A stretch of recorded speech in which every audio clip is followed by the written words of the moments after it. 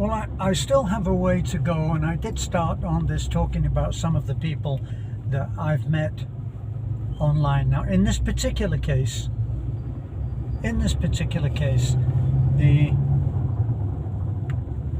does seem like there's a lot going on, and I don't know why.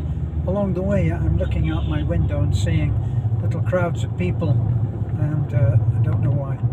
But anyway, I really wanted to talk about another friend. Now, in this particular case, I've met Steve, and he actually came. Let me see, did he stay with us or not? Can't remember, but I remember that we joined him and his partner, who I won't name for fear that it might be too, like there could be lots of Steves, couldn't there? But if I join it with the name of his partner, then everybody will know.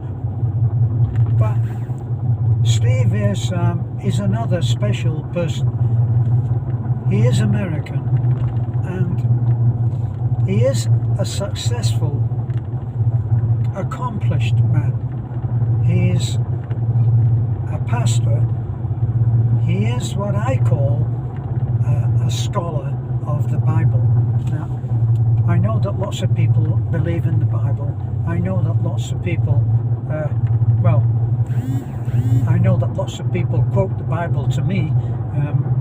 Let me see, I don't want to digress too much.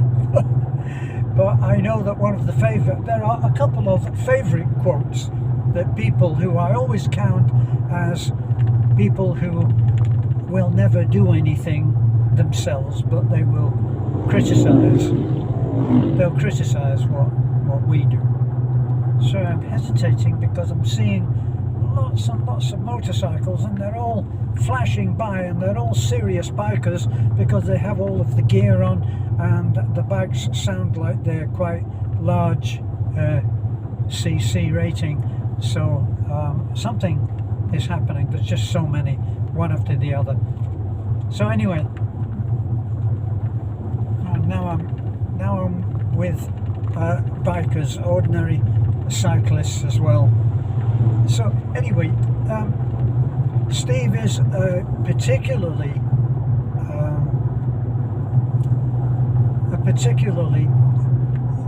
accomplished man, and a very learned man, as I said, a scholar of the Bible. And I was just about to tell you what some of the favourite quotes of the people who like to quote the Bible and have missed the whole point. But the one that people say the most often is that they don't like that we post. Just turning in, so I'm concentrating, trying not to knock people down who are there.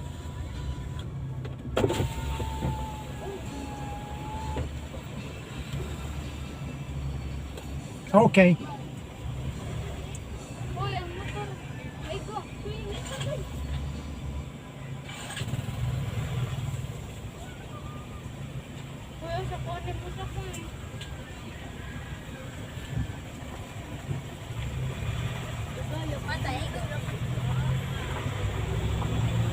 Yes, I'm navigating through a load of youngsters, far too young to be riding motorcycles and showing it. But anyway, so the fact that on our channel, we generate interest in people who are in need by showing their story, and then because we like to keep everything transparent so there's nothing hidden, we show that they've been helped. And research has shown that when you show a good deed being done, which let's face it, I never say that we're the heroes, we are only the go-betweens, we are only showing the story, and then we're helping someone to help that person, and that's the way it goes. So these people who then quote the Bible and say, if you are going to do a good deed, you should do it and not have it shown in any way. It should not be shown. Well, of course, we go right against that, don't we? And now there are lots of other kids who are there.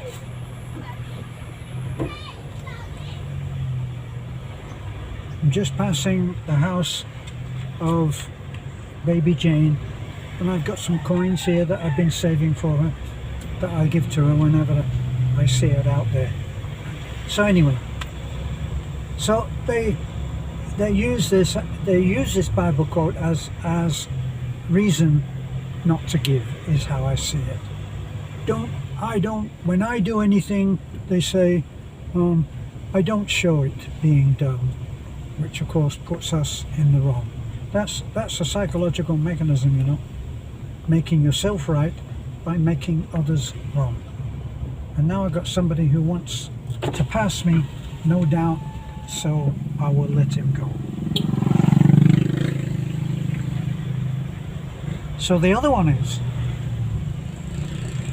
by way of getting you not to help anybody or not to show it, they say, feed a man a fish and you feed him for a day. Teach him how to fish and you feed him for life. Well, that's if the fish are biting and if he owns a boat to go out and get the fish. So I don't think much of that as a quote when it's there below a criticism. Now, the reason that I'm getting into the Bible quotes is because my friend Steve is a scholar of the Bible, and it doesn't matter what I ask him, he knows the reference. Well, I can quote, in my support, I can quote a couple of things from the Bible that I've learned, and I've learned a couple. Some of these kids that I wave to and that wave to me are the kids that when I am washing my truck, they're passing on their way home from school, and they delight in nothing more than teasing me so that I will spray them with the high pressure hose. But I'm getting off on it again. I can't do that. I can't do anything but that, because I'm driving the last part of our road, and this is really where we live, and the truck is known, and there's at baby Jane's house, there's even one tiny little boy that every time he's there and I pass, he says, "Daddy Jennings!" Tiny little boy. So whenever I ask Steve anything, he knows it. So I hope that he won't mind, if he's watching this video, that I call him the Oracle. Actually, I call my mother the Oracle, but for a different reason. I call her the Oracle because everything that she says is beyond dispute, cannot be disputed, whereas Steve is actually teaching me something. So he is one of my references for the Bible. Now I'm pulling in now. It's actually 4 o'clock and we're going to pull in. I'm going to sit and try, if I can, to complete this video. So I'll pull in here, but I won't get out, and I'll just close the windows. So with Steve, it's a special kind of relationship because we are both concerned about the way that the world is going. Now, I'm concerned because of obviously how I see the way that the world is going, and my friend the Oracle sees things in terms of what the Bible is predicting. And he's not the only one to say that it's all there, that everything that you need to know is there and has been prophesied long ago. Now for me, when I hear people who are celebrities and are making proclamations about how the Bible is just a story, okay, I let they have their opinion and I have mine. I can't say that I understand everything about the Bible, especially the Old Testament, which my friend Steve says you need a guide through the Old Testament, and I agree that I need a guide, which is how I accept him and my friend Roger. So while they are both very different people, very different, I hate to use the word types, but they are very different characters, but they are both scholars of the Bible. And my friend Roger is another story. But Steve has been through so much, and obviously he's survived going through so much. Like me, he has chosen to be here in the Philippines, and he is trying to avail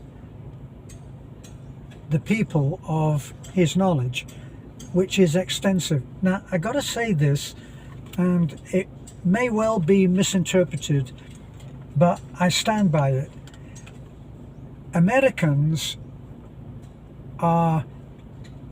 they're good at blowing their own trumpet, okay? Which is a metaphor for they're out front about what they know and how good they are at what they do. But I gotta tell you, I'm not American. I'm what they call a British American, in that I'm born in Great Britain, though it's not much great anymore. And I took citizenship on, so you can't stop being an expression of your heritage, is what I feel. And in actual fact, I'm an English-born Irishman. With a name like Flannery, you would understand why. So, just to quickly explain why I have two names. When I was a musician, Flannery wasn't such a great name for an aspiring musician and singer, and I changed it by deed poll, which is legally changing it through an attorney, to be Martin. So I kept it at Terence Martin. Later in years, when I came to Florida to live, I changed back unofficially to using the name Flannery, and I used it I wrote under that name of Flannery, and of course I was known by that name on Facebook and YouTube until I think it was Facebook who suddenly decided that I couldn't do that. I had to be able to prove my name by ID, and of course my ID is in the name of Martin, and it hasn't been a bother to me at all. But occasionally people don't seem to understand why I have two names, which is ironic because most people who are in the entertainment industry have two names: their real name and the name that they use to do their art. So that was it for me too. Now, Steve is an American, and he is stereotypically American. But here's the thing. What do they say? There's nothing like a smart ass, except there's only one thing worse than a smart ass, and that's one who knows what he's talking about. And gosh darn it, anytime I get a question, I can call Steve. Gosh darn it, he will know the answer. And he will know the reference. If it's the Bible, he'll know the reference. If it's about something of a personality who is at the moment being an influence on our lives, there are many people. Most people probably know about I don't know, people like David Icke or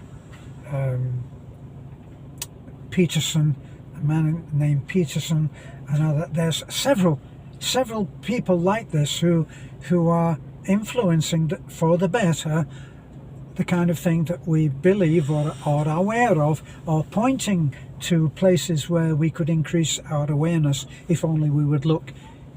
hence my recent video where I said, be your own fact checker. You know, I see the president of the US at the moment making claims, stating things which have been proven over and over to be untrue, and yet they don't hold his feet to the fire, do they? So it depends who you are. And the way that, and this is the kind of thing that Steve and I back and forth on, talking about back and forth on, and he usually knows that if I give him the reference or the link to something that's of importance, in my opinion, he will have another link that he can give to me, which will increase my awareness even more than it was before I sent him the link that I shared with him.